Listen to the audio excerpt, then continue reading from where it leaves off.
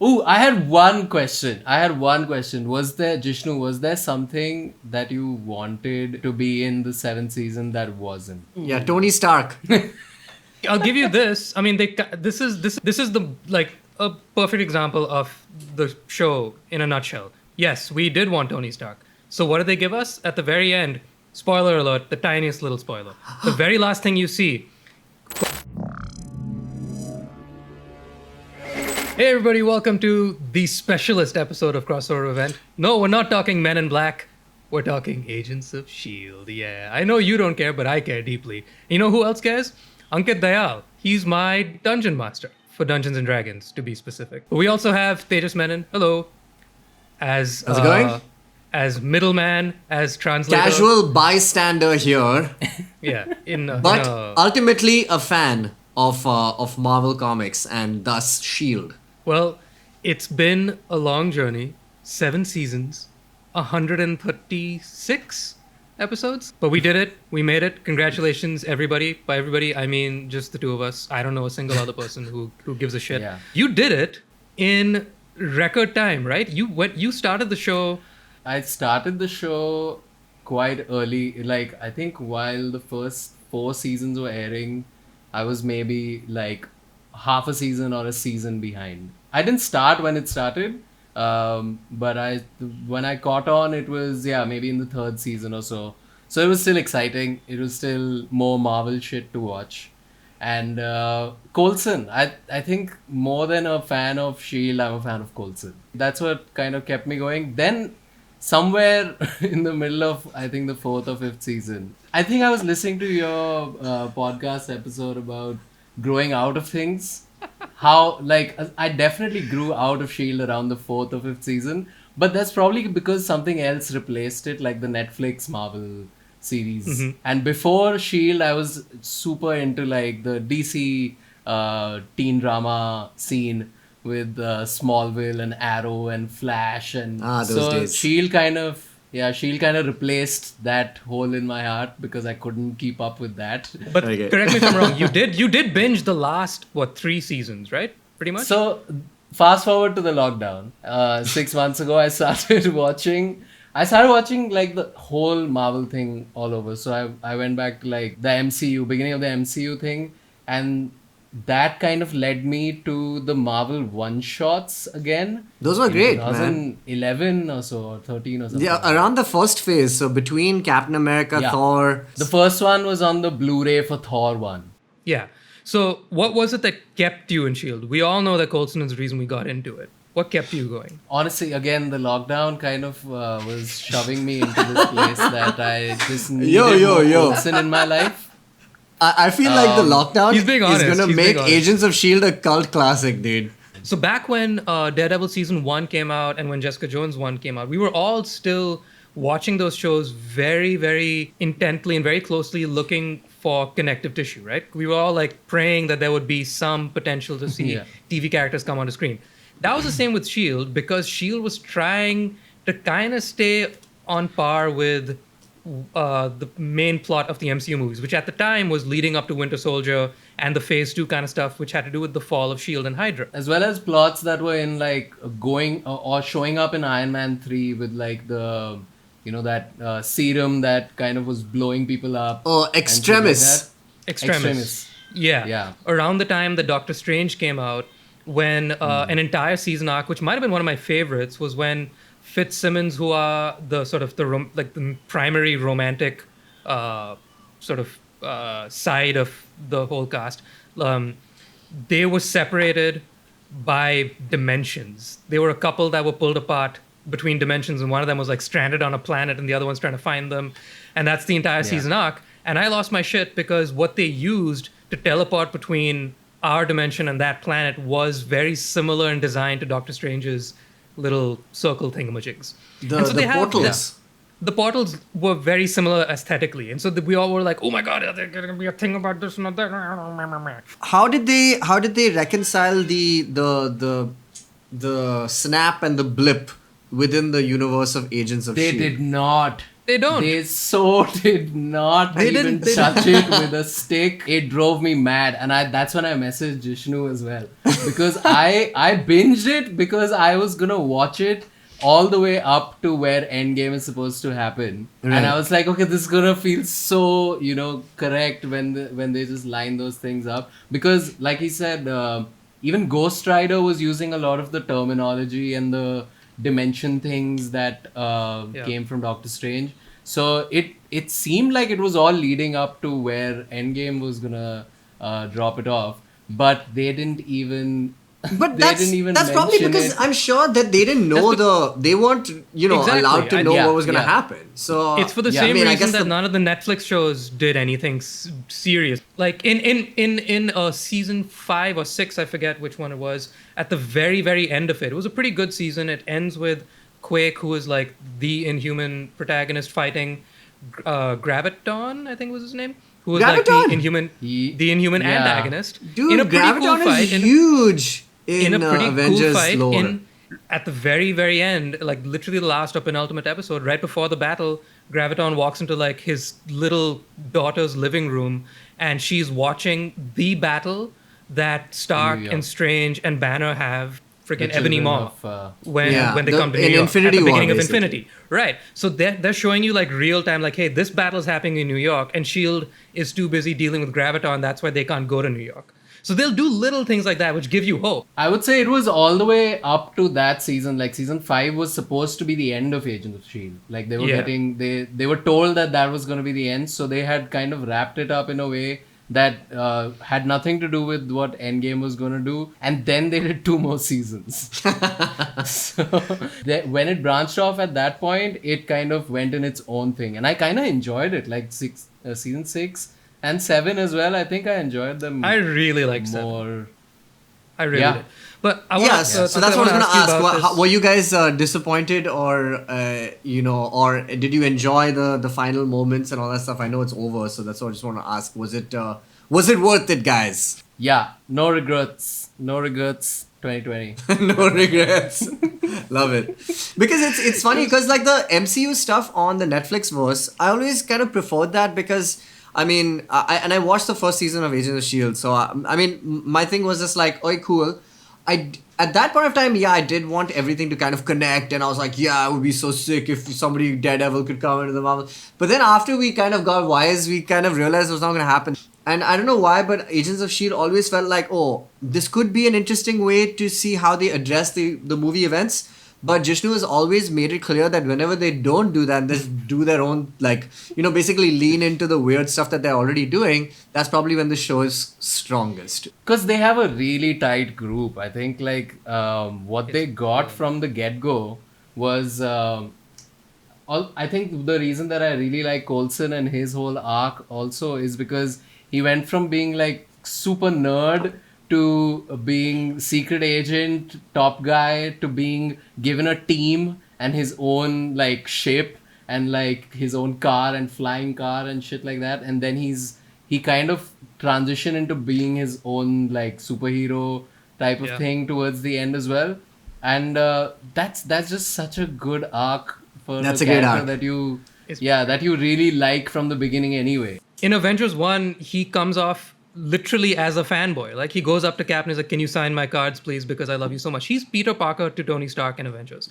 And then in S.H.I.E.L.D., he becomes fucking Captain America. And one of the best lines I've ever heard. It's terrible, but it's really good. Season 7, when he's facing off against the villain of the season is essentially an overseer or like a clairvoyant kind of character who basically, kind of like Thanos in Endgame, who has seen the time stream. So when he has his final confrontation with the main villain, the biggest villain that they've ever had to deal with, one of the best lines is,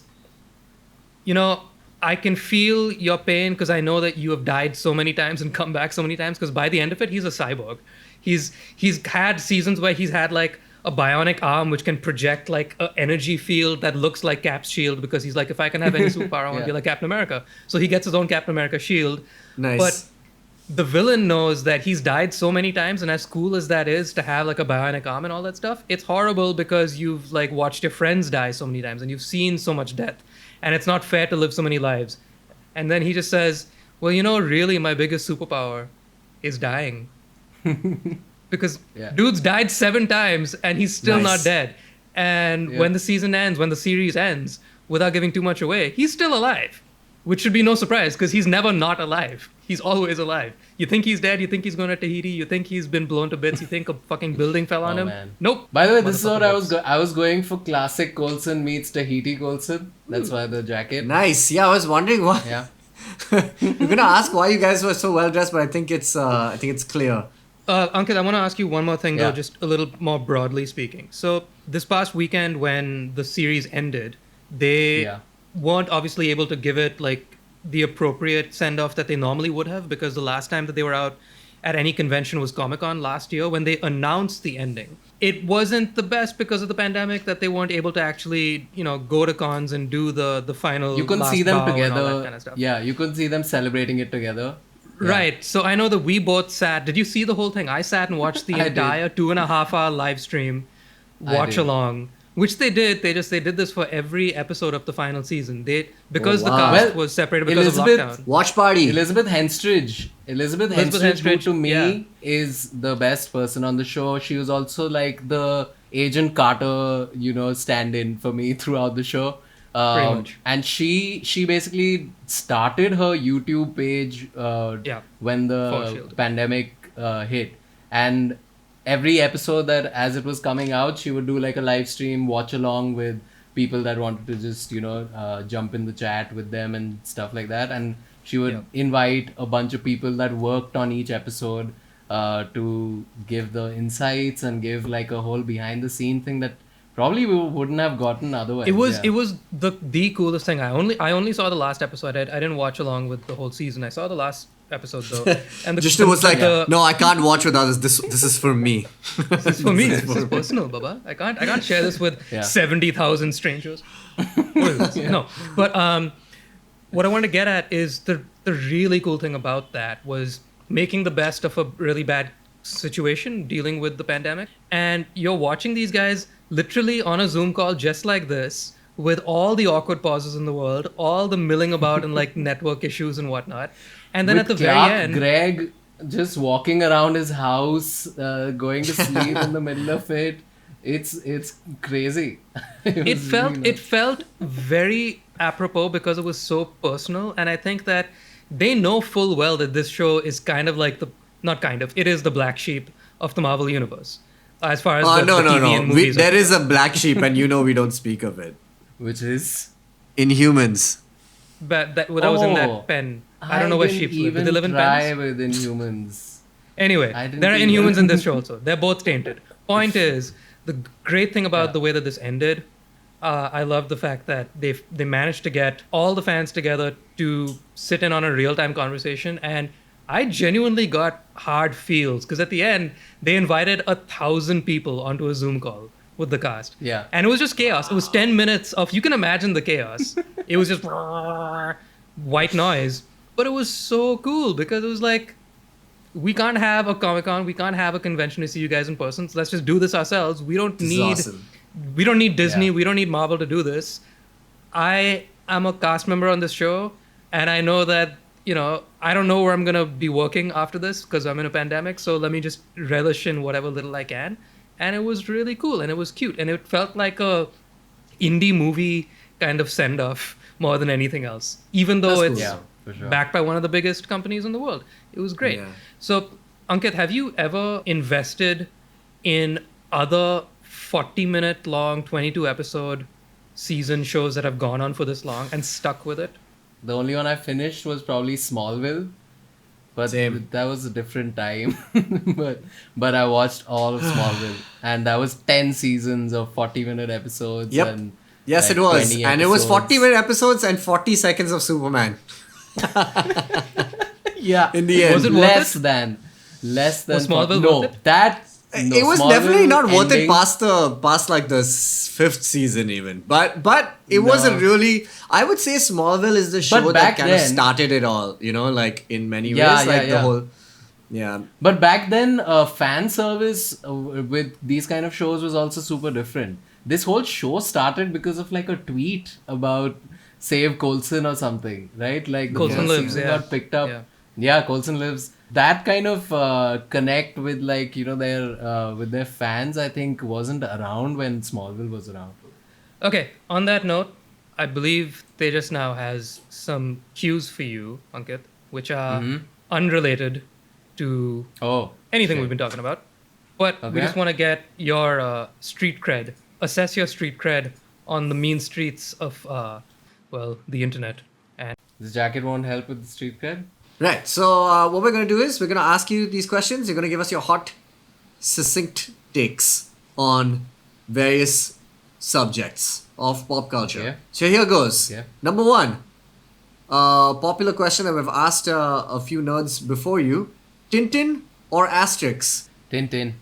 I would have to go Tintin. yeah! A Finally. rare didn't have- Tintin.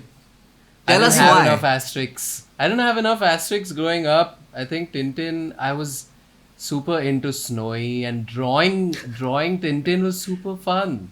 Yeah. I know. As a kid, I It's used to true. draw Tintin a lot. That's all I would do in Nice. class. What are your thoughts on rewatching older 80s cartoons like He-Man? Yeah, He-Man was big. 6 a.m. television, sneaking it in as much as I could. Scooby-Doo, I would go and watch. I think I've watched Scooby-Doo on YouTube just randomly. Did you say 6 a.m.? Yes. When TNT Yeah. would stop and then become Cartoon Network at That's 6 right. a.m. and nobody else was Yes. at home to stop me, Oh I my used to God. go watch. Man, was there anything sadder than shows. Cartoon Network converting into TNT? They had this little animation thing. Oh my god, it was so sad. I was just like, oh, the day's over. Ankit, tell us your thoughts on Tinkle Comics. I think I have quite a few Tingle comics still lying around somewhere. But yeah, not a huge fan, I would say.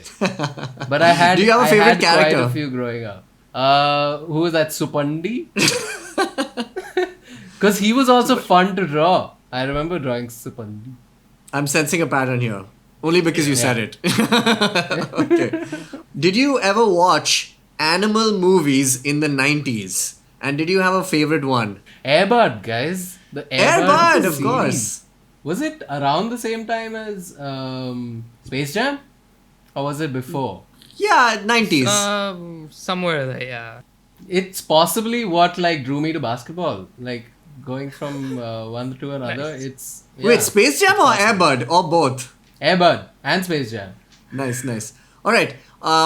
Let's have a take on Disney live action movies. I think watching Jungle Book and then Lion King, and I think I'm good now. Like, So you Like, haven't seen either- you haven't seen either Beauty I and the don't Beast, want you haven't to- seen Aladdin. Beauty and the Beast I did see actually. I didn't mind Beauty and the Beast. Aladdin I can't get myself yet to. What? Not a put Will Smith myself fan? through that. I'm a huge Will Smith fan, but I don't know. I'm Not losing my enough. will to watch it. Are you a fan of The Rock? And do you think The Rock is the new Will Smith? Nah, I don't know if The Rock could replace Will Smith in my mind, but I would watch most things that The Rock does. Oh, I think The Rock could only begin to enter Will Smith's territory if he drops some like really awesome 90s jams. Yeah. He has a beautiful voice. He can sing. He The guy just can needs sing. to like do. He just needs to do his Coachella set, and then he can enter the, Yeah, that and then room. he can enter the Idris Elba compete, category yeah. because Idris Elba has Yes, played exactly. a Coachella set. and the Hodor category. That guy too. Okay, awesome. Thank you so much, Ankit. Thanks for being on Crossover Event. Is there anything you'd like to plug? Oh, no. You sure you're not a musician? You don't have a single out? Well, yeah, I'm a musician. I have a single out as of last October. There's a couple more coming on the way. I play D&D and make these to roll dice and do random things. Please follow Ankit on Instagram. All his socials will be in the description. He's a wonderful musician and obviously like he just mentioned, he's a dungeon master in Dungeons and Dragons. So and you do an amazing job, man. I don't think it's stated enough how Hey, thanks. how good you are in taking all of our terrible decision making and turning it into story gold. So thank you so much for that, Ankit. And we'll see you Thank at you guys for having D&D. me. No This problem, has been man. like a long time coming, and I'm glad it was for Agents of Shield. Once But an yeah, let's do Asian, this always more. an Asian. Yeah, indeed. But now it's time to transfer your allegiance to Agents of Shnu.